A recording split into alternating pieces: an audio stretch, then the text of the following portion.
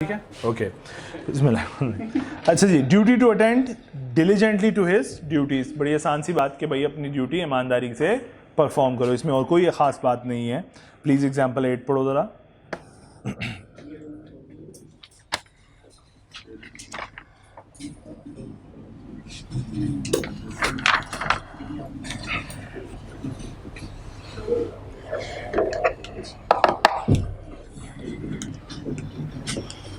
जज़ाकल्लाह बेटे, thank you so much, बहुत शुक्रिया। डन। अब भाई क्लियर ये वाली बात, आगे चलते हैं। ड्यूटी पहले वाला आसान वाला पढ़ लेते हैं। Duty not to compete with the business of the firm. Page number कौन सा बेटे, मुझे बताइए, मेरे पास पेज नंबर क्लियर नहीं आ रहा। 184 जी।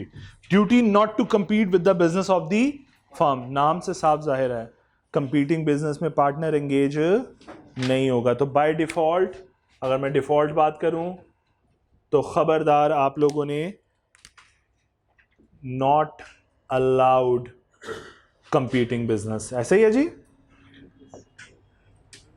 अदरवाइज अगर एग्रीमेंट कर लें और आप लोग मुझे इजाज़त दे दें कि मैं साथ एक कंपीटिंग बिजनेस भी कर लूं, तो फिर लॉ को कोई इतराज़ होगा? No. So yes, allowed in that case. नहीं हो सकता, लेकिन इजाज़त तो मौजूद है। ना करें वो एक अलग बात है, इजाज़त मौजूद है कि मैं पार्टनर से कहूं कि मैं कंपीटिंग बिजनेस इसके साथ कर रहा हूं, अगर पार्टनर इजाज़त दे दे मुझे, ठीक है। लेकिन अगर फॉर एग्जाम्पल बाय डिफॉल्ट लिखा हुआ है not allowed competing business, allowed नहीं है, लेकिन मैं अगर बिजनेस कर रहा हुआ, इजाज़त नहीं है, नहीं ली इजाज़त, एग्रीमेंट में भी नहीं मिली, लेकिन बिजनेस कर रहा हूं, तो इसका मतलब सीक्रेट प्रॉफिट बना रहा हूं, बगैर दूसरे पार्टनर को डिसीव कर रहा हूं। दूसरे पार्टनर को डिसीव कर रहा हूं ना, अगर मुझे इजाज़त नहीं मिली हुई एग्रीमेंट के थ्रू, लेकिन मैं कंपीटिंग बिजनेस कर रहा हूं, तो बिजनेस से कर क्या रहा हूं, प्रॉफिट ही बना रहा हूं ना। तो ऐसे प्रॉफिट को क्या कहेंगे? सीक्रेट प्रॉफिट, कि जो मैंने छुपा के रखा हुआ है, किन से? बाकी पार्टनर से। तो अगर ऐसी बात हुई और कभी ये रिवील हुआ कि आपने एक बिजनेस कर रहे हैं जो कि कंपीटिंग है और आप उससे सीक्रेट प्रॉफिट बना रहे हैं, तो ये प्रॉफिट आपको फिर सरेंडर करना पड़ेगा to the firm as a सजा, एज अ पेनल्टी, कि आप ये प्रॉफिट क्या करेंगे? सरेंडर करेंगे। फिर किसको? फर्म को, क्योंकि ये फर्म का प्रॉफिट है। क्या चीज़? तब भी केस फाइल हो जाएगा और पेनल्टी पे करेगा। सीक्रेट प्रॉफिट तो तब भी बनाया उसने पिछले 5 साल, अगर पिछले 3 साल प्रॉफिट बनाता रहा और आज वो के 900 चूहे खा लिए, आप बिल्ली साहब हज क्यों चली है, तो ये तो नहीं होने, ये तो जाने तो नहीं देंगे, कहेंगे पिछले 3 साल का तो देना प्रॉफिट। बेशक तुम्हारा भी हिस्सा है उसमें, मतलब मैं अगर फ्रॉड किया तो मेरा भी हिस्सा है, लेकिन डिवाइड बाय 3 भी तो करो, डिवाइड बाय 5 भी तो करो, जितने पार्टनर्स हैं। बात समझ आ रही है? क्लियर? चलो प्लीज पढ़ो जरा। फिर सब सुलह सफाई। हाँ, इसी की तो कमीनगी थी, और क्या था? लड़ाई हो किस पे रही थी? पैसों पे तो लड़ाई हो रही थी, और किस पे हो रही थी? तब भी नहीं अलाउड ना। अगर फॉर एग्जांपल अगर एग्रीमेंट में लिखा हुआ है कि अगर एग्रीमेंट इस तरह का किया हुआ है कि कोई बिजनेस नहीं करेगा and you are making a business, बेशक कंपीटिंग, हमने पढ़ा था कि अगर ऐसी बात लिखी जा सकती है एग्रीमेंट में, रिस्ट्रिक्ट किया जा सकता है, और कॉन्ट्रैक्ट एक्ट मना नहीं करता। यहाँ पे अभी कल पढ़ा है, रिस्ट्रिक्शन ऑन ट्रेड नहीं है पार्टनरशिप में। आप पार्टनर को रोक सकते हो कि जनाब जब तक आप हमारे साथ एसोसिएट हैं आपको कोई और बिजनेस नहीं करेंगे, तो ये अलाउड है, ये अलाउड है। क्लियर है? तो उस केस में अगर ऐसा कर रहे बंदा बिजनेस कर ले, तो फिर बेशक कंपीटिंग ना हो। सो मैं ये कहना चाह रहा हूँ अगर रिस्ट्रिक्शन ना हो, अगर रिस्ट्रिक्शन है, इसका मतलब एक चीज़ यहाँ पे कंफ्यूजन क्लियर कर लें, यहाँ पे कंपीटिंग बिजनेस की बात हो रही है, तो कंपीटिंग बिजनेस में बाय डिफॉल्ट है कि जनाब आप कंपीटिंग बिजनेस करना चाहते हैं तो एग्रीमेंट में कर लें। और दूसरी साइड पे एनी अदर बिजनेस की बात करूं, अगर ऐसी कोई बात करनी है कि भाई उमर कोई और बिजनेस नहीं करेगा जब तक ये पार्टनर है, तो ये रिस्ट्रिक्शन है, ये बाय डिफॉल्ट नहीं है, ये क्या करनी पड़ेगी? एग्रीमेंट में लगानी पड़ेगी। बात समझ आया? दोनों चीजों में डिफरेंस समझ आया कि ये एनी अदर बिजनेस के ऊपर अगर रिस्ट्रिक्शन है तो इसे मना नहीं किया लॉ ने, ये रिस्ट्रिक्शन डाली जा सकती है, लेकिन डाली जाएगी एग्रीमेंट के अंदर, बाय डिफॉल्ट अज्यूम नहीं की जाएगी। ये मतलब स्पेसिफिक प्रोविजन है ordinary? Yes, by default assume नहीं करना कि भाई तू कुछ नहीं कर सकता, ना ना ना ना। जब मुझसे जॉब एम्प्लॉयमेंट का कॉन्ट्रैक्ट करवाया जाता था, जब मैं नौकरी करता था, तो जॉब एम्प्लॉयमेंट के कॉन्ट्रैक्ट में लिखा होता है जनाब जब तक आप हमारे साथ एसोसिएट हैं आप कहीं और नौकरी नहीं करेंगे, ऐसी बात लिखी होती है कि आप 8 to 5 हमारे साथ काम करेंगे। तो अब ये जो प्रोविजन लिखी है ये रिस्ट्रिक्शन डाली जा रही है थ्रू एन एग्रीमेंट, और उस एग्रीमेंट का नाम क्या है? एम्प्लॉयमेंट एग्रीमेंट, जॉब एम्प्लॉयमेंट, ऐसा ही है ना सर? चलो प्लीज आओ जरा पढ़ो जी, पढ़े बेटे। Duty not to compete with the business of the firm. Similarly, if a partner competes with the business, as in the case of a personal profit, with the partnership without the consent of the other partner, he is liable to the account to the partnership for all the profits that he earns from the competing business. ये बात समझ आई? तो उसने साथ ही एक word लिखा without the consent of other partner. इसका मतलब if you have the consent फिर कोई प्रॉब्लम नहीं है। बेशक ये बहुत प्रैक्टिकल नहीं लगती बात, लेकिन प्रॉब्लम कोई नहीं। अगर सब राजी हैं, मियाँ बीवी राजी, तो क्या करेगा काजी? Is that clear? चलें जरा एग्जांपल पढ़िए 20।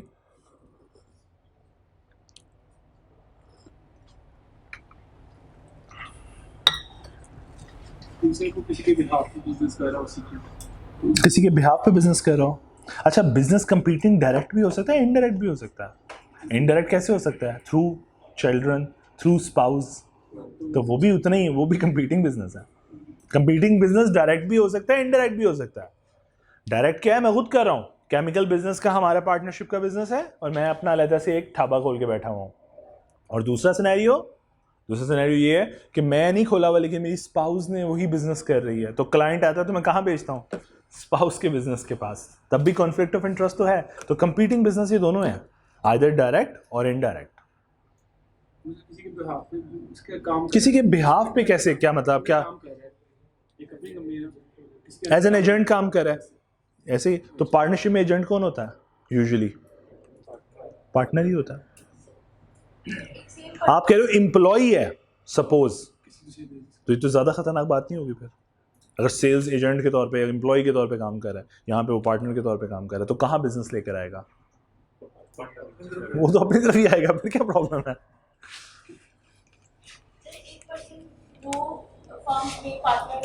बिल्कुल नहीं, सेम नहीं हो सकता। कोई रखेगा क्यों? फिर कॉन्फ्लिक्ट ऑफ इंटरेस्ट बड़ा स्ट्रॉन्ग। मतलब आप ये कहना चाह रहे हो बेटे कि केपीएमजी का पार्टनर एक ही टाइम पे फर्गूसन का भी पार्टनर हो, तो बिजनेस कहाँ लेकर आएगा बेटे? फिर वो हमारा क्रिमिनल माइंड होता है, सर जहाँ पे प्रॉफिट ज़्यादा होगा तो ये बहुत गलत हो जाएगा, फिर बिजनेसेस के लिए गलत हो जाएगा।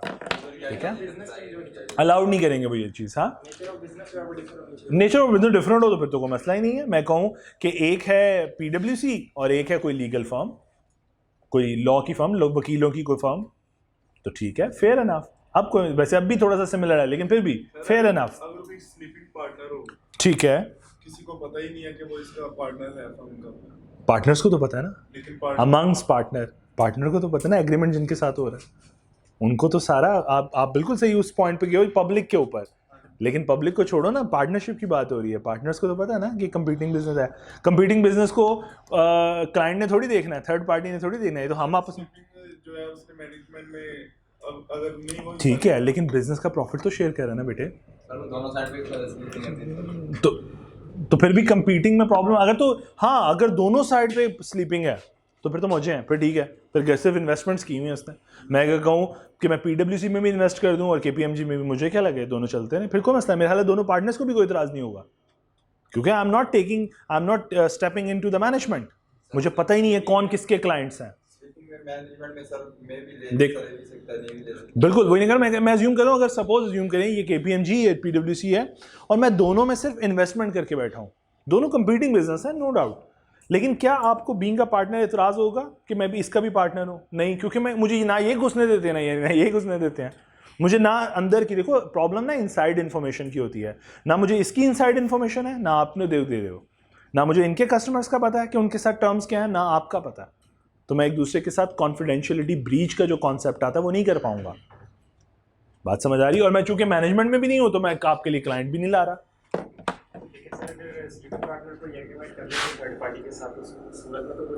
बाउंड होती है, बिल्कुल होगी, बिल्कुल होगी। अपेरेंट अथॉरिटी बहुत स्ट्रांग आ जाएगी, लेकिन उसके बाद हम बच भी तो जाएंगे अमंग पार्टनर्स के दरमियान। एक लायबिलिटी टुवर्ड्स थर्ड पार्टी है, एक लायबिलिटी अमंग पार्टनर्स भी तो है। चलो आ जाओ प्लीज। ये हो गया एग्जाम्पल, प्लीज पढ़िए जरा 20 पढ़ ली सबने? अच्छा जी चलें अब आते हैं ऊपर वाली पॉइंट पे आ जाए फिर। Duty to account for personal profit derived, वही बात दोबारा, लेकिन अब जरा पर्सनल प्रॉफिट यहाँ पे वो बताएगा, समझाने लगा है कि अगर एक पार्टनर अपना सीक्रेट प्रॉफिट बनाता है पार्टनरशिप का नाम इस्तेमाल करके, पार्टनरशिप की प्रॉपर्टी इस्तेमाल करके, पार्टनरशिप की ब्रांड वैल्यू इस्तेमाल करके, तो फिर समझ लें, देख फॉर एग्जांपल मैं PwC का पार्टनर हूँ और मैं PwC का बीइंग अ पार्टनर और PwC मैं किसी क्लाइंट के साथ बिजनेस किसी क्लाइंट का एक्वायर करता हूँ इंडिविजुअल कैपेसिटी में। मैं उसे ये रिफ्लेक्ट कर रहा हूँ, आप मेरे सपोज क्लाइंट है, मैं आपको रिफ्लेक्ट कर रहा हूँ कि मैं PwC का पार्टनर हूँ, लेकिन अल्टीमेटली आपका बिजनेस टेकअप करता हूँ PwC के नाम पे नहीं, अपने पर्सनल नेम पे, कि मैं आपका काम करूँ, मैं आपकी रिटर्न फाइल करूँगा, टैक्स रिटर्न्स मैं फाइल करूँगा आपकी, I am a partner of PwC। सो मैं इनफैक्ट ब्रांड वैल्यू का इस्तेमाल कर रहा हूँ, रेपुटेशन का इस्तेमाल कर रहा हूँ फर्म की, और क्लाइंट एक्वायर कर रहा हूँ अपने लिए। अब ये जो प्रॉफिट मैं बनाऊंगा यहाँ पे लॉ की नज़र में, ये प्रॉफिट सीक्रेट प्रॉफिट है जो आपने पार्टनरशिप फर्म का नाम इस्तेमाल करके बनाया, उसकी प्रॉपर्टी इस्तेमाल करके बनाया, उसकी ब्रांड वैल्यू को इस्तेमाल करके बनाया, तो ये फर्म का प्रॉफिट है, तुम्हारा नहीं है। तुम अगर इंडिविजुअल कैपेसिटी में जाते, ये क्लाइंट तुम्हें टैक्स रिटर्न्स ना देता, ये बिजनेस ही ना देता तुम्हें, ये तुम्हें सिर्फ बिजनेस दे रहा है रेपुटेशन की वजह से। ऐसा है कि नहीं है? सो फिर इनफैक्ट ये प्रॉफिट भी तुम्हारा ना हुआ, ये बिजनेस भी तुम्हारा ना हुआ, ये फर्म का बिजनेस है। तुम सीक्रेटली कुछ बना रहे हो तो आखिर में क्या होगा, फिर सरेंडर करोगे अपना प्रॉफिट। मैं अपना प्रॉफिट क्या करूंगा, सरेंडर करूंगा फर्म को कि जनाब माफ़ी दे दें, आपका नाम इस्तेमाल किया था, ये आप ही का प्रॉफिट है, रखें, और डिवाइड बाय 3, सपोज 3 पार्टनर्स हैं। चलो पढ़ो जरा फिर please. Duty to account for the personal profit drive. A partner must account to the firm for any benefit obtained without the consent of the other party. अब once again देखो, फिर उसने एक लाइन लिख दी, विदाउट द कंसेंट ऑफ, इसका मतलब अगर consent हो, इजाजत हो, फिर कोई मसला। तो लॉ बार बार आपको एक बात समझाना चाह रहा है कि मियाँ बीवी राजी तो काजी को कोई तकलीफ नहीं है, ठीक है? चले please. From any transaction involving the partnership property, the partnership name or the partnership business connection. ठीक है। In other words, if a partner use the partnership property name or the business connection to make the secret profit, a personal profit that the other partners do not know about, the other partners can claim those profit from the partner. कि वो कहेंगे कि जनाब ये profit firm का profit था, लाओ हमारा हिस्सा भी दो। क्लियर होगी बात ये वाली? क्लियर है सबको? सो आप अगर पार्टनरशिप इस्तेमाल कर रहे हैं, पार्टनरशिप का नेम इस्तेमाल कर रहे हैं, उसका बिजनेस कनेक्शन मतलब उसके कस्टमर, उसके सप्लायर का इस्तेमाल कर रहे हैं, सपोज आप उसी के कस्टमर को ग्रैब कर रहे हैं पर्सनल कैपेसिटी में, कि सपोज उनका क्लाइंट है, से मैं कहता हूँ PwC का क्लाइंट है नेस्ले, सपोज आप नेस्ले में जाके डायरेक्टर फंसा रहे हैं कि जनाब आपकी रिटर्न मैं फाइल करूँगा। पर्सनल डायरेक्टर ने अपनी पर्सनल रिटर्न भी तो फाइल करनी है ना, जनाब आपकी रिटर्न मैं फाइल करूँगा। अब कहने को फर्म का काम है, ये फर्म का बिजनेस है, वो मुझे अपनी रिटर्न क्यों देगा? क्योंकि वो मुझे जानता है कि मैं फर्म का पार्टनर हूँ सपोज, या मैं एसोसिएटेड हूँ फर्म के साथ। तो ये वो सिनेरियो है। चले प्लीज एग्जांपल 19 पढ़े जरा।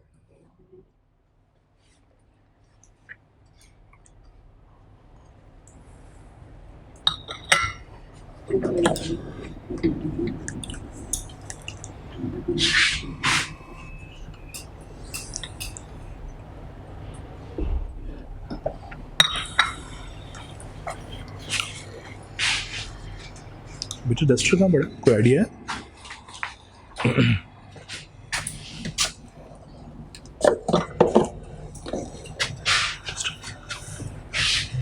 डस्टर में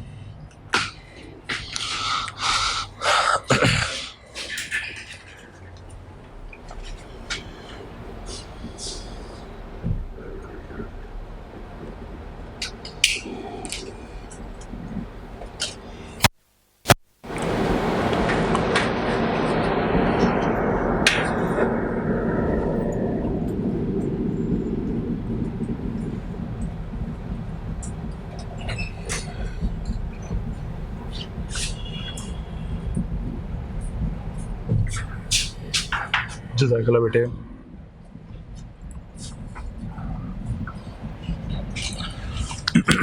जी जी एग्जाम्पल में कोई प्रॉब्लम पहले?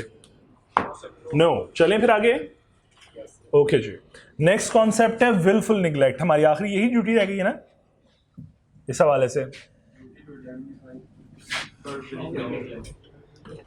फॉर विलफुल निगलेक्ट ना, यही रहेगी ना लास्ट वर्स। सो विलफुल निगलेक्ट को पहले समझ लें थोड़ा सा। मैंने लिखा विलफुल निगलेक्ट क्या चीज है।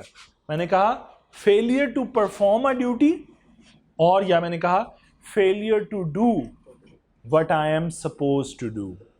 यानी जो एक तो यह कि मैं अपनी ड्यूटी परफॉर्म नहीं कर रहा, लाइक बीइंग अ टीचर मेरी ड्यूटी है, सपोज क्या ड्यूटी है, सपोज मैंने पढ़ाना है।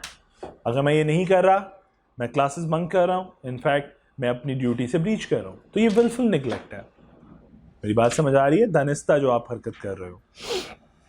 या मैं यूं कहूँ, चले आप जरा बिजनेस को एवेल्युएट करें। मैं कहता हूँ एक स्टोर कीपर है जिसका काम क्या है, स्टॉक लेवल मेंटेन करना, कि कंपनी को इन्फॉर्म करना कि जनाब हमें कब नया स्टॉक खरीदने की जरूरत है, स्टॉक की सेफ कस्टडी उसकी ड्यूटी है, यही उसकी ड्यूटीज है, और वो अपनी ड्यूटीज पूरी नहीं कर रहा। या मैं ये एक दूसरी लाइन क्या लिखी, failure to do what I am suppose to do. यार तुम उससे चाहते क्या हो कि इस पोजीशन पे जो हो वो क्या करे। आप किसी एम्प्लॉय को हायर करते हो तो उससे कुछ एक्सपेक्टेशन रखते हो कि यार मैं जिस पर्सन को असिस्टेंट मैनेजर बना रहा हूँ, डिप्टी मैनेजर बना रहा हूँ, मैं इससे किस किस्म के काम करवाना चाहता हूँ। तो सिमिलरली तुम किसी बंदे को गोडाउन के पास बैठा रहे हो, या स्टॉक में बैठा रहे हो, या प्रोडक्शन हॉल में बैठा रहे हो, तुम उससे कुछ एक्सपेक्टेशन रखते हो इस सीट से। लाइक समझ आ रही है बात की? उस स्टॉकेट से आप क्या एक्सपेक्टेशन रखते हो कि वो स्टॉक को संभाल के रखे उसकी सेफ कस्टडी, उसकी काउंटिंग, उसका रीऑर्डर लेवल, कि भाई किस स्टेज के ऊपर मैंने दोबारा मालिकों को बताना है कि नया स्टॉक परचेज कर लो, पिछला स्टॉक खत्म होने वाला है। ये सारी जिम्मेदारियां आप उससे एक्सपेक्ट करते हो, और वो काम वो ना करे, वो फेल हो जाए उसमें। ये दोनों कैटेगरी क्या बनेंगी? Wilful neglect. यानी मैं अपनी ड्यूटी परफॉर्म नहीं कर रहा, या जो इस पोजीशन से एक्सपेक्ट किया जाता है मैं वो नहीं काम नहीं कर रहा। बात समझ आ रही है? तो मैंने क्या किया? Wilful neglect. Is that clear? अब यही बातें पार्टनर पे फिट कर दो। पार्टनर अपनी ड्यूटी परफॉर्म नहीं कर रहा, या फिर पार्टनर से जो एक्सपेक्टेशन रखी जा रही हैं, पार्टनर उन एक्सपेक्टेशन को मीट नहीं कर रहा जो उसकी उस पोजीशन से एसोसिएटेड है। सपोज पार्टनर की जिम्मेदारी है कि उसने परचेजिंग करनी है, वो परचेज नहीं कर रहा टाइमली, फर्म को लॉस होगा, फर्म अपने ऑर्डर्स मीट नहीं कर सकेगी। पार्टनर की सपोज अगर जिम्मेदारी है कि उस पार्टनर ने कस्टमर सर्विस प्रोवाइड करनी है, वो नहीं प्रोवाइड करा, कस्टमर ऑफेंड हो रहे हैं, कस्टमर बिजनेस छोड़ के जा रहे हैं, मतलब फर्म को लॉस हो रहा। मेरी बात समझ आ रही है? समझ पा रहे हो मेरी बातें? सिर्फ जो भी उसको रोल दिया गया है वो रोल परफॉर्म नहीं कर रहा, या उसको जो ड्यूटी, जो पोजीशन दी गई है, पोजीशन से जुड़ी जो हरकतें हैं, जो एक्शंस रिक्वायर्ड हैं, वो एक्शन परफॉर्म नहीं कर रहा। तो वो क्या कर रहा है? Wilful neglect. और इस विलफुल निगलेक्ट की वजह से होगा क्या? बिजनेस को लॉस होगा। जी बेटे, बिजनेस को लॉस होगा, या यूं कहूं आसान लफ्जों में, फर्म को लॉस होगा। तो क्या ये लॉस सारे पार्टनर्स को बियर नहीं करना चाहिए? तीनों पार्टनर्स, सपोज XYZ 3 पार्टनर्स हैं, तो क्या ये लॉस XYZ को बियर नहीं करना चाहिए? असूलन तो अगर एक ऑर्डिनरी लॉस होता तो XYZ बियर करते, लेकिन यहां पे ये लॉस हो रहा है एक पार्टनर के विलफुल निगलेक्ट की वजह से, कि उसने अपनी ड्यूटी को प्रॉपर परफॉर्म नहीं किया, उसने अपनी ड्यूटी प्रॉपर परफॉर्म नहीं की, उससे जो एक्सपेक्ट किया जा रहा था, उसने अपनी पोजीशन की जो ड्यूटी एसोसिएटेड उसकी एक्टिविटीज थी उसने परफॉर्म नहीं की। तो गलती इसकी है, मिस्टर एक्स की। सपोज एक्स ने किया नहीं हरकत, तो फिर कौन भुगते? एक्स भुगते। अगर फर्म को कोई लॉस होता है किसी कॉन्ट्रैक्ट के अंदर से 5,000 रुपया उसका लॉस है, किसी थर्ड पार्टी को देना पड़ा, तो इसका मतलब है अब ये पे कौन करेगा, बियर कौन करेगा? एक्स बियर करेगा। अब एक्स के बियर करने के दो तरीके हैं, या तो फर्म अदालत में जाके 5,000 वो एक्स पे कर दे तो बात खत्म, या फिर अगर फर्म पे कर रही है तो वापस आके एक्स से रिकवर कर ले। बात समझ आए? दोनों तरह की liability towards third party, liability among partners. मैंने दोनों बातें समझा दी। एक और, इसका मतलब जब यहां पे तुम कह रहे हो कि इसकी वजह से लॉस हुआ फर्म को, तो लायबिलिटी क्रिएट हो गई फर्म की टूवर्ड्स थर्ड पार्टी। फर्म ने तो पे कर दी, वापस आके रिकवर किससे करेगी? हमने एक और बात बिल्कुल ऐसी ही पढ़ी हुई है, कौन सी? नहीं, कि पार्टनर अगर फ्रॉड कमिट करे, याद है हमने फ्रॉड वाली बात, इसका मतलब है एक पार्टनर अगर मैं अब कंक्लूड कर दूं, एक पार्टनर अगर फ्रॉड करे या विलफुल नेग्लेक्ट करे, दोनों केसेस में फर्म नुकसान तो भुगत रही है, लेकिन वो फर्म का नुकसान नहीं है। वो कौन बियर करेगा? वो पार्टनर बियर करेगा जिसने फ्रॉड किया है या जिसने विलफुल नेग्लेक्ट किया। मैं दोनों बातें समझा दी। सो इसका मतलब केस स्टडी फ्रॉड, मैं ये क्यों इस तरह समझा रहा हूं, क्योंकि केस स्टडी ऐसे आनी है। केस स्टडी में आपको इन दोनों में से कोई एक एक्टिविटी बता दी जानी है पार्टनर की, कि सपोज पार्टनर ये ड्यूटीज थी, पार्टनर ने ड्यूटी में ब्रीच कर दिया, तो फिर क्या करें? तो फिर आप बताएंगे दोनों लायबिलिटीज, कि लायबिलिटी ऑफ फर्म क्या होगी टुवर्ड्स थर्ड पार्टी और लायबिलिटी ऑफ पार्टनर्स क्या होगी अमंग देमसेल्फ। तो दोनों का रिजल्ट्स सेम है, फ्रॉड करे या विलफुल नेग्लेक्ट। और विलफुल नेग्लेक्ट क्या है? अपनी ड्यूटी परफॉर्म नहीं कर रहा, या फिर जो उस पोजीशन से एक्सपेक्ट किया जा रहा है वो परफॉर्म नहीं कर रहा। मैंने दोबारा एक जगह पे इसको कंबाइन कर दिया। मैं ऐसी हरकतें इसलिए कर रहा हूं, अगर आप गौर करो, अभी हम सिर्फ रिलेशनशिप अमंग वन अनदर पढ़ रहे हैं, रिलेशनशिप अमंग पार्टनर, लेकिन मैं साथ साथ अगला चैप्टर पढ़ाता जा रहा हूं, ताकि जब अगली बातें आएंगी, क्योंकि केस स्टडी कैसे आनी है, केस स्टडी इन दोनों चैप्टर्स को क्लब करके आनी है। तो स्टूडेंट अगर आइसोलेशन में पढ़ेगा तो आंसर भी फिर आइसोलेशन में कर रहा होगा, उसको दूसरी बात याद नहीं आनी। तो मैं चाहता हूं कि स्टूडेंट को अभी से आइडिया हो जाए आप लोगों को कि दोनों बातें कैसे डिटरमिन करनी है। फ्रॉड एक पार्टनर कर रहा है, क्या फर्म बाउंड है? आपसे पूछा जाएगा weather a firm would be bound by any act done by a fraudulent partner. तो आपको आंसर करना होगा यस या नो, और रीजन देनी होगी।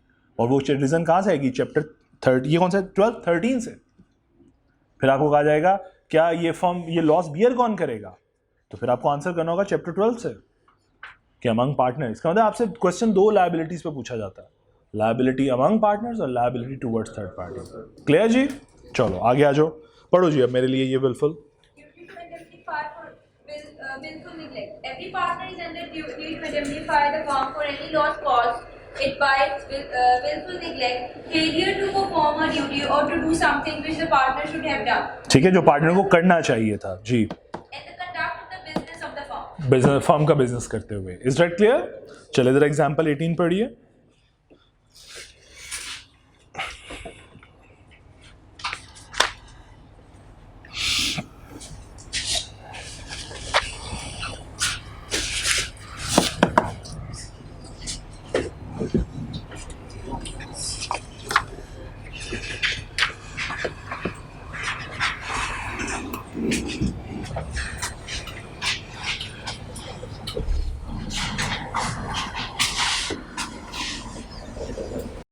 तो ये छोटे छोटे से स्केचेस अपने साथ साथ इस चैप्टर में लाजमी बनाएं, ताकि जब केस स्टडीज आएंगी हमारे पास, तो हमारे पास केस स्टडीज में ये नॉलेज जो है हमारा टेस्ट हो रहा होगा इसी तरीके से। ठीक है, चलिए डन जी। एग्जाम्पल 18 में कोई प्रॉब्लम? नो। लीजिए अब नेक्स्ट बात, म्यूचुअल राइट्स एंड ड्यूटीज। बेटा देखो, वो 3 केसेस समझाने लगा है, असूलन तो केस समझाना चाहिए जो कि एक्चुअली में एक केस ही बनता है, लेकिन वो आपको 3 केसेस के अंदर ऐसे समझाने लगा कि राइट्स एंड ड्यूटीज़ में कोई चेंज नहीं आता अगर ये 3 सिनेरियोज हो भी जाएं। राइट्स और ड्यूटीज़, पार्टनर्स की राइट्स और ड्यूटीज़ में किसी किस्म का कोई चेंज नहीं आता अगर ये 3 एक्टिविटीज़ हो भी जाएं। क्या? ज़रा पढ़ते हैं पहले प्लीज़, मैं पढ़ता हूँ। Subject to the contract between the partners the mutual rights and duties of the partners remains the same as they were immediately before the change in the following situation। यानी अगर ये आगे वाली 3 सिचुएशंस आ भी जाएं तो राइट्स और duties में कोई फ़र्क नहीं आएगा, जैसे पहले चल रही थी बाद में भी वैसे ही चलती रहेंगी। Is that clear? ज़रा आगे आते हैं। बी और सी क्लॉज में पहले पढ़ रहा हूँ। B clause, where a firm constituted for a fix term. तो ये कौन सी हुई पार्टनरशिप जो फिक्स टर्म के लिए होती है, ड्यूरेशन फिक्स हो, पर्टिकुलर पार्टनरशिप। तो वो कहते हैं if the firm constituted for a fix term continue to carry on a business after the expiry of the term, मतलब ड्यूरेशन खत्म हो गया है फिर भी पार्टनरशिप चलती रहे, तो पार्टनरशिप किस में कन्वर्ट हो जाती थी? विल में। लेकिन वो कहता है राइट्स और ड्यूटीज में कोई चेंज नहीं आएगा, वैसे ही रहेगा राइट्स ड्यूटी। राइट ड्यूटी से क्या मुराद है? मेरा राइट है 20% शेयर का प्रॉफिट। सपोज ये कहता हूँ, मैं एक एग्जांपल बना लेते हैं यहाँ पे छोटी सी बस, कि XYZ इसका 20% शेयर था प्रॉफिट में, इसका 30% था और इसका 50% था। सपोज ये 3 शेयर होल्डिंग्स थी इनकी, ये 3 इनके क्या है? राइट्स। और वो बाकी सारी वही ड्यूटीज जो हम पीछे पढ़ रहे हैं, राइट्स भी ड्यूटीज भी वो सब सेम रहेंगी जो डिसाइड की होंगी एग्रीमेंट के अंदर। यानी अगर ये भी डिसाइड किया हुआ है कि एक्स प्रॉफिट 20% प्रॉफिट के अलावा सैलरी लेगा तो वो भी एज इट इज रहेगी। मेरी बात समझ आई क्या कहना चाह रहा हूं कि एक्स का अगर सपोज जब पर्टिकुलर पार्टनरशिप थी एक्स सैलरी लेता था 20,000 रुपया पर मंथ, तो आफ्टर द रिकॉन्स्टिट्यूशन भी 20,000 ही ले रहा होगा, एग्रीमेंट में किसी किस्म का कोई चेंज नहीं आएगा। दूसरी बात, तीसरी बात, C clause, where a firm constituted to carry out one or more adventures or undertaking, carry out additional adventures or undertaking. जी ये कौन सी पार्टनरशिप थी? पर्टिकुलर ही है। हमने पढ़ा था पर्टिकुलर के दो पर्पस हो सकते हैं, या ड्यूरेशन फिक्स हो सकता है या पर्पस डिफाइन होते हैं। वो कहता है अगर एक से ज्यादा पर्पस भी टेकअप कर लें तब भी राइट्स और ड्यूटीज सेम रहेंगी, कोई प्रॉब्लम कोई चेंज नहीं आएगा। जो मोस्ट इंपॉर्टेंट बात है वो ये पहले वाली है जो मैं समझाने लगा हूं, और असल में यही है। ये बाकी तो दो एम ही खाना पूरी करने के लिए साथ अटैच की हुई है। Number 1, A clause, will the change occur in the constitution of the firm, मतलब कोई नया पार्टनर आ जाए या कोई छोड़ के चला जाए तब भी फर्म के म्यूचुअल राइट्स और लायबिलिटीज में कोई फर्क नहीं आता। ये प्रूफ करने की जरूरत है। समझ आई बात की? अब मैं इसको एक छोटी सी एग्जांपल से प्रूव करता हूं ताकि आपको ये कॉन्सेप्ट, हालांकि पेपर में ऐसे टेस्ट नहीं होना, लेकिन मैं कोशिश करता हूं कि आपको कुछ थोड़ा सा समझ आ जाए। अज्यूम करते हैं, लीजिए अज्यूम करें mister A, B, C, D और ई, सपोज ये 5 पार्टनर्स हैं। इसने कैपिटल कंट्रीब्यूट किया, से मैं कहता हूं जी से आसान रख लेते हैं, से मेरी मैथ्स बड़ा कमजोर है, मैं कैलकुलेटर को एक बंदा निकाल ले ताकि हम इसकी कैलकुलेशन करें। से 1 मिलियन इसने कंट्रीब्यूट किया, 5 मिलियन इसने कंट्रीब्यूट किया, 6 हो गया, 7, 8, 9, 3 मिलियन इसने कंट्रीब्यूट किया, 500,000 इसने कंट्रीब्यूट किया और 500,000 इसने कंट्रीब्यूट किया। टोटल मेरा ख्याल है मैंने 10 मिलियन बना लिया, राइट? गलती तो नहीं की मैंने कोई? प्लीज अगर कोई मेरे लिए ये जरा परसेंटेज निकाल दे। अज्यूम करते हैं ये प्रॉफिट शेयर करें कैपिटल की रेशो के अंदर, तो जरा मुझे बता दीजिए कौन कितना कितना परसेंट कैपिटल? ये 10% और नेक्स्ट 5%, 50%, ओके। नेक्स्ट 30%, 5% और 5%, टोटल 100% पूरा होता है जी। ओके, शाबाश। इसका मतलब है अगर मैं कह रहा हूं कि प्रॉफिट शेयरिंग रेशो वही है जो कैपिटल की शेयरिंग रेशो है, समझाने के लिए मैं कोई और टर्म्स डिसाइड नहीं किए। क्लियर हो गया जी? यहां तक हमारी पार्टनरशिप चल रही थी कि अचानक सी ने कहा मैं क्या कर रहा हूं, रिजाइन करने लगा। लो जी, इसने रिजाइन कर दिया। अब कॉन्स्टिट्यूशन चेंज होने लगी है, ऐसा ही है, रिस्ट्रक्चर होने लगी है पार्टनरशिप। तो अब देखो ये जाते हुए अपना कैपिटल तो ले जाएगा ना, तो बाकी कैपिटल कितना बचा? 1 मिलियन, 5 मिलियन, 500 और 500, कितना कैपिटल रह गया जी? अब मैं रिवाइज्ड कैपिटल लिख देता हूं जरा समझाने के लिए। रिवाइज्ड कैपिटल जी 7 मिलियन रह गया जी। 1 मिलियन, 5 मिलियन, ये 0 कर दें। डी का कितना है जी? 5 लाख और 5 लाख। चलिए मुझे जरा बताइए 7 लाख बना, 7 मिलियन बना। और प्लीज अब मुझे जरा रिवाइज्ड प्रॉफिट शेयरिंग रेशो तो जरा निकाल के बताएं, जो कि नजर आ रहा है कि चेंज हो गई है। 1 डिवाइड बाई 7, 5 डिवाइड बाई 7, जरा बताइए। दिखने में ऐसा लगेगा जैसे पार्टनरशिप की profit mutual rights and liabilities change हो गए हैं, लेकिन ऐसा होता नहीं है। क्यों? जरा देखते हैं अभी। रिवाइज्ड प्रॉफिट शेयरिंग 14.3%, ठीक है, या 14 कर लेते हैं आसान करने के लिए इसे। 14%। Next please. 71%, 71%। ओके चलें 71। हम कहीं राउंडिंग ऑफ डाल देंगे, 7.5। तो फिर इसको अब चेंज कर लेते हैं, 8 कर लेते हैं। नहीं देखो नहीं हुआ, 70 कर लेते हैं। अब सही हो गया? चलो तो जरा इंक्रीज देखते हैं। देखने में लग रहा है कि कुछ परसेंटेज इंक्रीज हो गई है। ये पहले 10 एंजॉय कर रहा था, 14 एंजॉय कर रहा है। कितना हो गया? 4% इंक्रीज। इसका 20% इंक्रीज आया, ये इंक्रीज है, ठीक है। ये कितने परसेंट? 3% इंक्रीज और ये 3%। देखने में ये लग रहा है जनाब कि इन लोगों ने इनफैक्ट इनकी profit sharing ratio before deletion of a partner different थी और अब डिफरेंट है, जबकि ऐसा नहीं है। उन्होंने क्या किया है, जरा गौर करो। उन्होंने ये जो 30% है अपनी एग्जिस्टिंग रेशियोज के अंदर डिवाइड कर लिया। तो जो पहले ए जितना पावरफुल था बी के अगेंस्ट, आज भी उतना ही पावरफुल है, नंबर बढ़ गए हैं सिर्फ। 30% का निकालिए जरा, 10% कितना बनता है? 3%। 30 का जरा 50% निकालिए, सही पर हम जा रहे हैं या गलत जा रहे हैं, जरा देखिएगा।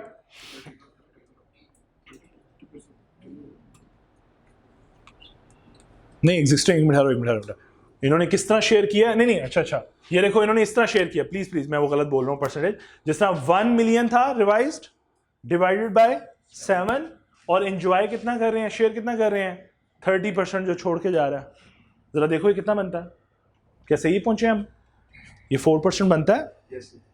4.2. 4.2, वही 4.1 था इसका भी, ठीक है। और इसी तरह इस वाले ने कैसे एंजॉय किया होगा शेयर को? 5 डिवाइड बाय 7 मल्टीप्लाई जो छोड़ के गया जिसका हिस्सा 30%, 5 बाय 7 मल्टीप्लाई 30%, कितना बना? 20। वही मेरा ख्याल है, राउंडिंग ऑफ डिफरेंसेस हैं जो मैंने, ये 21 था ना, मैंने इसको 20। मैं समझाने की गर्ज से कह रहा हूँ कि जरा गौर करो, सिर्फ दिखने में नंबर बड़े हैं। ए जितना पावरफुल था बी के मुकाबले में, आज भी उतना ही पावरफुल है। जहां ए बढ़ा वहां पे उसी प्रोपोर्शन में बी भी बढ़ा है। कुछ मेरी बात हजम हुई? इसका मतलब मैं कहना ये चाह रहा हूं कि म्यूचुअल राइट्स और ड्यूटीज में कोई पार्टनर चला जाए तब भी कोई फर्क नहीं पड़ता, कोई आ जाए तब भी फर्क नहीं पड़ता। क्यों? जरा गौर करो। ये बात सबको समझ आ गई है या मैं इसको कंप्लीट बेटा इसको कंप्लीट करवा दे। अब ई का क्या, डी का क्या शेयर बनता है? जल्दी से जरा। 3% बनता है और इसका भी 3%, ठीक है। सो अल्टीमेटली देखो, जो इंक्रीज तुम्हें दिखने में लग रहा है वो इनफैक्ट इंक्रीज नहीं, वो इस जाने वाले का जो हिस्सा है उन लोगों ने अपनी जो रिवाइज रेशो है उसमें डिवाइड कर लिया।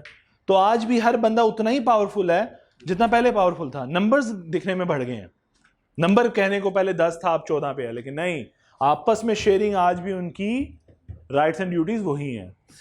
ये था डिलीशन ऑफ पार्टनर। अगर कोई एडमिशन आ जाए तो क्या होगा? हर पार्टनर, अगर सपोज यही अज्यूम करें इसी केस स्टडी में सी एडमिट हो जाए, फिर क्या हो? हाँ, उतना रिस्पेक्टिव शेयर हर बंदा अपना सी को देगा ताकि सी नया पार्टनर एडमिशन हो जाए। Is that clear? तो ये लाइन अब दोबारा मेरे लिए बस पढ़ दे कोई। Where a change occur in the constitution of a firm, for example, introduction of the new partner or retirement of a partner. जी क्लियर ये बात अब कि रिटायरमेंट, एडमिशन या डिलीशन से कभी पार्टनर के राइट्स एंड ड्यूटीज पे कोई फर्क नहीं पड़ता। प्रैक्टिस क्वेश्चन 1 बेटा ये लर्निंग ऑब्जेक्टिव है। प्रैक्टिस क्वेश्चन 2 जो है ये पास पेपर का है। प्रैक्टिस क्वेश्चन 2 जो है ये पास पेपर है, ऑटम 2017 का पास पेपर है। क्वेश्चन नंबर 4 का पार्ट बी। प्लीज ये अब करने जरूर है, अब ये मैं चेक करूंगा कल काम, ठीक है, ताकि क्योंकि अब आपकी राइटिंग स्टाइल यहाँ पे अब चाहिए होगी। इससे पहले जो पढ़ रहे थे वो छोटे छोटे से सवाल थे, वहाँ पे डिस्क्रिप्टिव क्वेश्चन आए चैप्टर 1 में, जब उनमें चैप्टर 11 में देखे, चैप्टर 12 के अब क्वेश्चन टेक्निकल होंगे। चलें जी, इसी तरह प्रैक्टिस क्वेश्चन 3 ये कोई रेप्लिका आया लेकिन उससे मिलता जुलता मुझे पास कोई पास पेपर का क्वेश्चन नहीं है। प्रैक्टिस क्वेश्चन 4 भी इसी तरह लर्निंग ऑब्जेक्टिव है। प्रैक्टिस क्वेश्चन 5 मेरे पास कुछ नहीं है। 6 में मेरे पास आई जी, ये ऑटम 2019 का पास पेपर है। Question number 4 part C, question number 4 part C autumn 2019 का पास पेपर है। और क्वेश्चन नंबर 7 जो है प्रैक्टिस क्वेश्चन 7 ये स्प्रिंग 2017 का पास पेपर है। Question number 4 part B spring 2017 का पास पेपर है। मेरी रिक्वेस्ट होगी कि कल अब आप चूंकि ऑफ ले रहे हो तो ये सारे सवाल लिख के करोगे, क्योंकि यहाँ पे अब आपकी ज़रूरत नहीं, अभी ख़त्म नहीं हुआ, ये चैप्टर ख़त्म करके जाना है अब। ये बस लास्ट बात, प्रॉपर्टी वाली बात, अभी वैसे भी हमारे पास बड़ा टाइम है, 15 मिनट है। So property of the firm पे बस डिस्कशन करेंगे छोटी सी।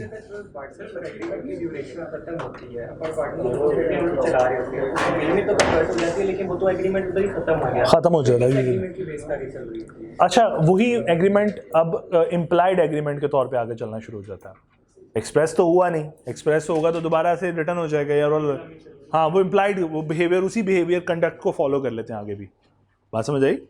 इम्प्लाइड भी तो हो सकती है ना बाय बिहेवियर, जो इसका मैंने एग्जांपल भी पढ़ी थी कि जिसमें वेरिएशन आई थी इम्प्लाइडली। उसी तरह जिस तरह पर्पस पे बेस कर रही थी, हाँ, नया पर्पस आएगा तो वो एक्सप्रेसली खत्म हो गया हाँ, एग्रीमेंट के मुताबिक, और अब इम्प्लाइड चल रही है। इम्प्लाइड चल रही है जी बेटे। कोई क्वेश्चन था यहाँ से? नो। अच्छा जी, प्रॉपर्टी ऑफ द फर्म, देखो बेटा, आसान सी डेफिनेशन है कि क्या क्या चीज़ें फर्म की प्रॉपर्टी समझी जाएंगी। इसमें सिर्फ एक टेक्निकल पॉइंट है समझने वाला, बाकी तो बहुत सी चीज़ें वो बताएगा। देखो, जो मैं अगर कहूँ कि फर्म के पैसों से कोई एसेट खरीदा तो वो फर्म का है। पहले आसान आसान बातें कर लेते हैं। फर्म के पैसों से कोई एसेट खरीदा वो फर्म का है। फर्म की ऑनरशिप में कोई एसेट है तो वो फर्म का है। जैसे फॉर एग्जांपल मैं कहता हूँ हम 3 लोग पार्टनर्स हैं, हम तीनों लोगों ने मिल के पैसे डाल के एक एसेट खरीदा, कोई व्हीकल खरीदी, तो वो फर्म की प्रॉपर्टी है। हालांकि फर्म की कोई लीगल आइडेंटिटी नहीं है, तो ये किसके नाम पे होगा एसेट? तीनों पार्टनर्स के नाम पे। इसी तरह अगर मैं अज्यूम करें, ऐसी पार्टनरशिप भी तो हो सकती है कि हम 3 पार्टनर्स हैं, लेकिन उमर कहता है मेरे पास पैसे नहीं हैं, ऐसा करें आप मेरी एक प्रॉपर्टी है डीएचए में, वो एज आ मेरी पार्टनरशिप इंटरेस्ट के तौर पे या कैपिटल कंट्रीब्यूशन के तौर पे एक्सेप्ट कर लें। ऐसा हो सकता है कि हम 2 पार्टनर पैसा लेकर आए और ये प्रॉपर्टी के थ्रू एंटर हो सकता है हम दोनों कंट्रीब्यूट करें 20-20 लाख रुपया और इसकी प्रॉपर्टी खाली 30 लाख रुपए की है, तो इसका मतलब कैपिटल कंट्रीब्यूशन अगर देखी जाए तो 20 लाख 30 लाख। लेकिन बस फर्क ये है कि मॉनिटरी नहीं है, दूसरी फॉर्म में है, मूवेबल इमूवेबल प्रॉपर्टी की फॉर्म में है, हो सकती है। तो अब इस केस में अगर इसने ये प्रॉपर्टी सरेंडर की है और ये पार्टनर बन गया है विद अ परसेंटेज, से मैं कहता हूं 20-20 और 30 है, तो इसकी सबसे ज्यादा पार्टनरशिप परसेंटेज है। अगर ये पार्टनर बन गया है, ये प्रॉफिट शेयर कर रहा है, इसका मतलब आप अब ये प्रॉपर्टी क्या इसकी है, इंडिविजुअल की है? नहीं, ये फर्म की प्रॉपर्टी है। बेशक पोजेशन अभी भी, अच्छा हो सकता है पोजेशन भी फर्म के पास हो, तो पोजेशन हो, कंट्रोल हो, या डॉक्यूमेंट सरेंडर कर दिए हो इसने कि या this particular property will be constitute as a firm's property, तो तब भी ये फर्म की प्रॉपर्टी समझी जाएगी फिर। हालांकि नाम किसके पड़ी है, हो सकता है हम इसकी दोबारा डीड साइन ना करवाएं, यानी प्रॉपर्टी डॉक्यूमेंट को दोबारा रिवाइज ना करवाएं, हम के पड़ी रहें तो तुम्हारे नाम पे ना, क्या डॉक्यूमेंटेशन पे खर्चा करना। लेकिन फिर भी ये अज्यूम किया जाए, टाइटल अभी भी ट्रांसफर नहीं हुआ फर्म के नाम, तीनों के नाम पे, लेकिन अज्यूम क्या किया जा रहा है, ये फर्म की प्रॉपर्टी है। बात समझ आई है मेरी बात? जैसे मॉर्गेज में किस तरह, मॉर्गेज कैसे बैंक तो टाइटल ले लेता ना आपसे फॉर द नेमिंग, डॉक्यूमेंट ही ले लेता है। मैं इससे डॉक्यूमेंट भी नहीं ले रहा सपोज, अज्यूम करूं, लेकिन इंप्लाइडली इंडिकेशन ही यही है कि ये प्रॉपर्टी फर्म की प्रॉपर्टी समझी जा रही है। अब एक लास्ट बात बस, जो एसेट भी फर्म के पैसों से खरीदा वो फर्म का एसेट है। मतलब फॉर एग्जांपल मेरे फर्म के बैंक अकाउंट में 5 मिलियन निकाला, इस पर्सन ने, उमर, हम 3 पार्टनर हैं, उमर ने पैसे निकाले 5 मिलियन और स्टॉक में इन्वेस्ट कर दिए। स्टॉक में इन्वेस्ट करने से मैं कहता हूँ 50,000 रुपये का प्रॉफिट हो गया, तो उमर कहेगा ये जेब में रखता हूँ क्योंकि ये मेरे कहने पे बना और पैसे मैं वापस कर देता हूँ, 5 मिलियन लिया था ना फर्म से, तो ये 5 मिलियन भी फर्म का है और उस पर आने वाला प्रॉफिट भी फर्म का प्रॉफिट है, क्योंकि पार्टनरशिप बनी है।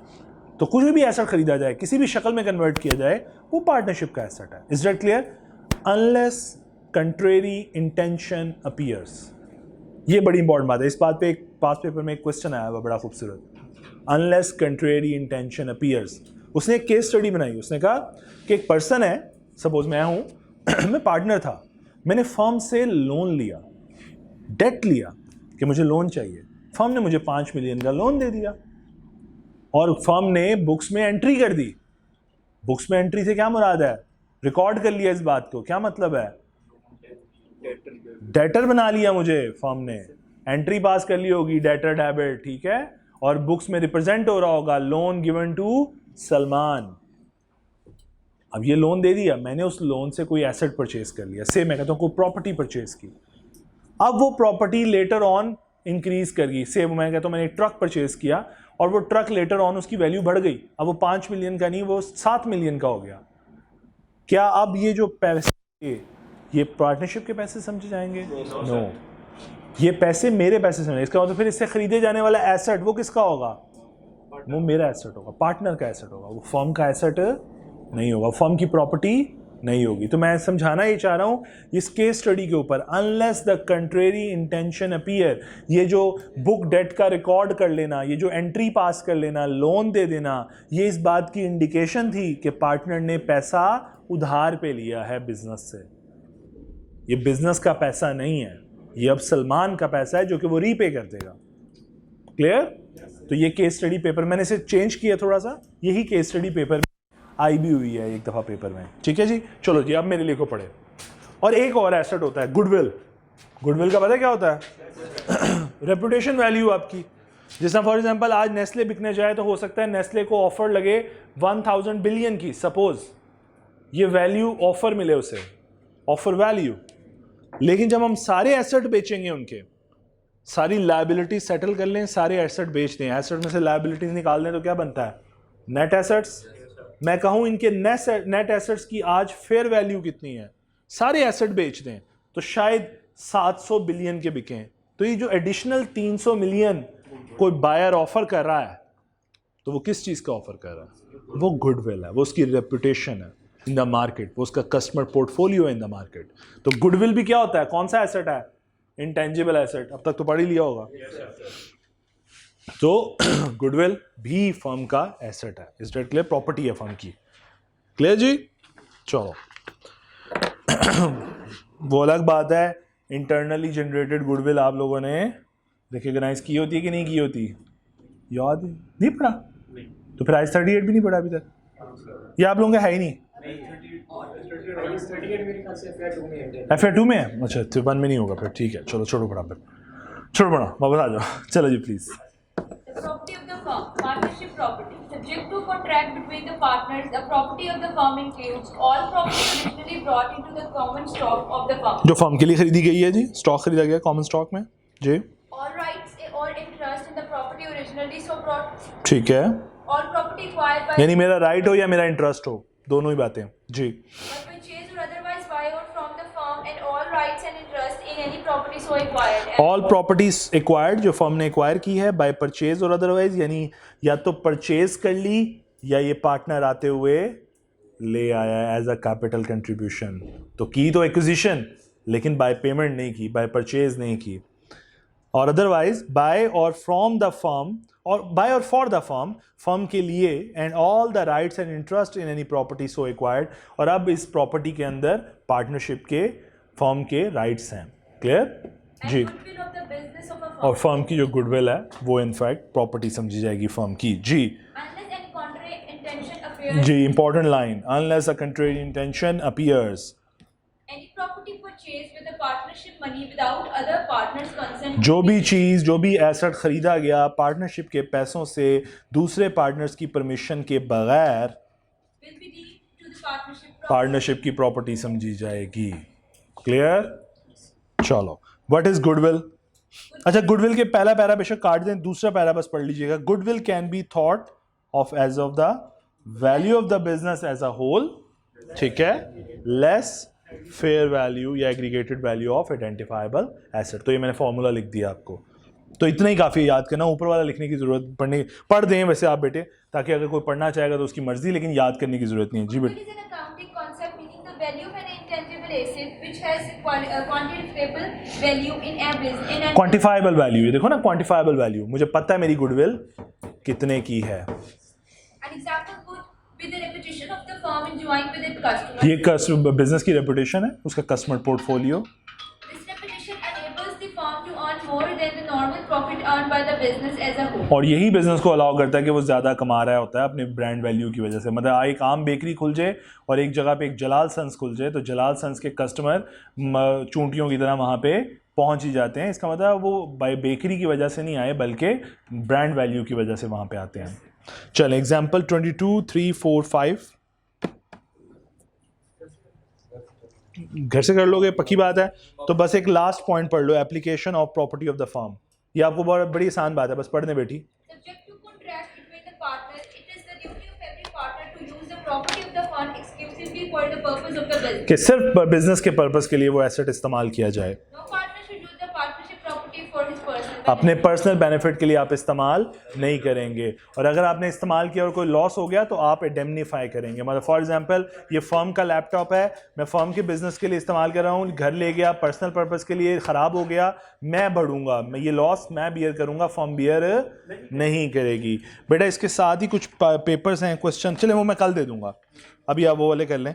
प्रैक्टिस क्वेश्चन 9 और 10 भी हैं, वैसे अगर मार्क करने तो कर लीजिए, तो कर ले यार, नोट कर ले, कोई मसला नहीं है। 9 जो है वो स्प्रिंग 2016 का पास पेपर है, question number 4B। Question number 9 जो है, प्रैक्टिस क्वेश्चन 9 जो है, ये स्प्रिंग 2016 का पास पेपर है, क्वेश्चन नंबर 4B। और प्रैक्टिस क्वेश्चन 10 जो है ये ऑटम 2018 का पास पेपर है, क्वेश्चन नंबर 5।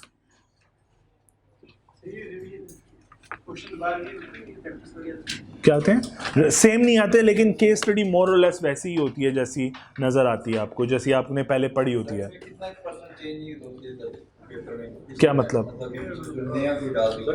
कुछ नया डाल? क्या मतलब? Sorry, point C. अच्छा मैं बता दूं, क्या कह रहे हो बेटे?